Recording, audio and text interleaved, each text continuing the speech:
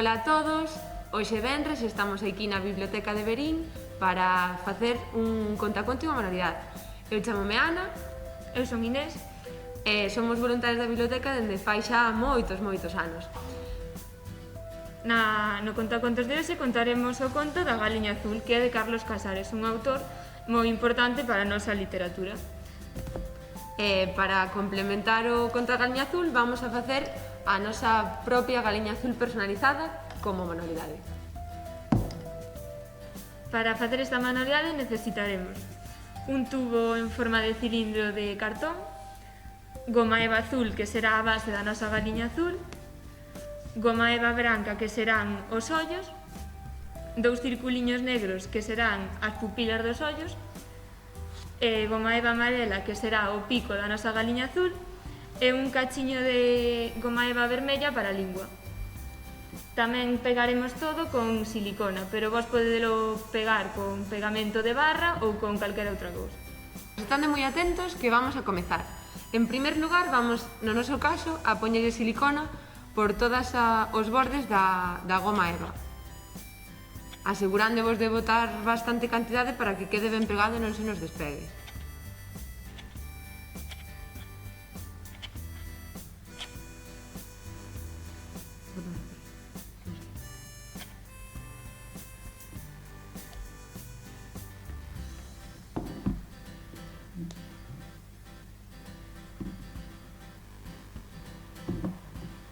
E agora enrollamos a goma eva no tubo de cartón. É importante asegurarse de que queda ben pegado ás esquinas. É importante meterlle a parte de arriba hacia dentro e calcar tamén para que quede ben pegado. Así.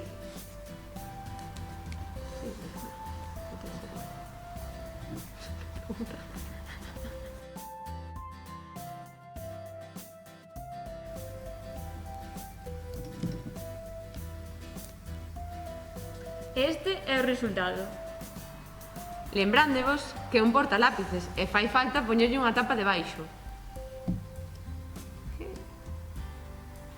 E, como xa rematamos a manualidade, agora vamos pa sala infantil a contar o conto.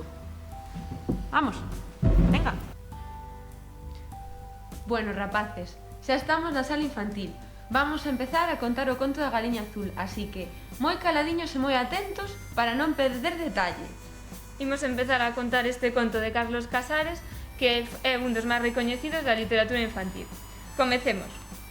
Estes días anda o pobo un pouco alborotado. Acordaste dun rapaz que se chama Lourenzo e que andaba sempre na campaña dun can pequeniño de rabo zuro? Pois Lourenzo ten unha galiña azul con 5 plumas roxas na ala dereita. É unha galiña moi bonita e moi rara. Pon ovos de cores. Xa puxo 2 marelos, un rosa e 3 verde mar. Ademais, non di caracacá como as outras galiñas, senón que di corococó. E isto ten preocupadas as autoridades. Tan preocupadas as ten que hai 4 días chegoulle un oficio a Lourenzo, pedíndolle que entregara a galiña polas boas. Lourenzo negouse, porque inda que lle din que só é para que a vexa un veterinario, o certo é que, según dixo o señor Casimiro, o porteiro do concello, a galiña vano matar. O alcalde Manolito Listón dixo unhas declaracións que fixo para a televisión e para os periódicos, que non se podía tolerar a existencia dunha galiña azul, porque, según Manolito Listón, unha galiña azul que pon ovos de cores e di corococó en vez de caracacá non é unha galiña como é debido. O caso é que o pobo anda todo alborotado, e o pobre Lourenzo non levanta a cabeza. Antes paseaba todo contento ca súa galiña pola rúa, pero agora está na casa e algún dis que a galiña tena disfrazada de branco para que non a coñezan, pero de certo pouco se sabe.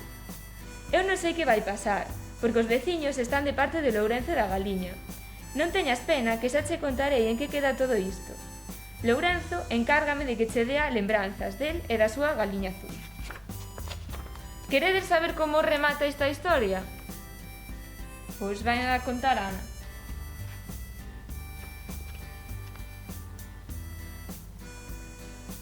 Sabedes como se arranxou o asunto da galiña azul de Lourenzo? Verás, O día aquel que te escribín contándoche todo, resulta que eso das 5 da tarde chegaron os gardas a buscar a galiña azul. Facía moito sol e podía ser un día ben ledo se non fora pola pena que tiñamos todos. A xente congregouse diante da casa de Lourenzo. Había por aí máis de 1000 persoas. Eu tamén fun. A que non adiviñas que pasou? Pois o día anterior alguén discurriu que a mellor maneira de arranxar as cousas sería tinguir de azul todas as galiñas do pobo, pintándolles de roxo 5 plumas da ala dereita e despois soltalas arredor da galiña azul de Lourenzo. Como nós non temos galiñas na casa, eu fun mercar unha feira de Allariz e tinguina tamén de azul. Cando chegaron os gardas, atoparon tanta galiña igual que non sabían cal era de Lourenzo. Só houve un pequeno despiste. Foi cousa de Leoncio, que se trabucou e pareceu cunha galiña pintada de roxo. Cando lla viron os gardas, queríanlla matar. Se o viras escapar ca súa galiña debaixo do brazo e berrando "Pra gustos os cores". Agora, o Manolito Listón di que cando chova todo se vai arranxar, que as galiñas han de perder o tinte e que entón xa veremos. Polo de agora, vai moita calor e temos o brao enteiro por diante. De momento, Lourenzo anda maestrando a galiña para que, polo menos en público, aprenda a decir caracacá en vez de corococó. Claro que a xente do pobo ten unha contraseña para conocer a verdadeira galiña azul. Xa che direi cando veñas. Mañá voume de viaxe. Cando volva seguireiche contando historias, que por aquí sempre hai algo que contar.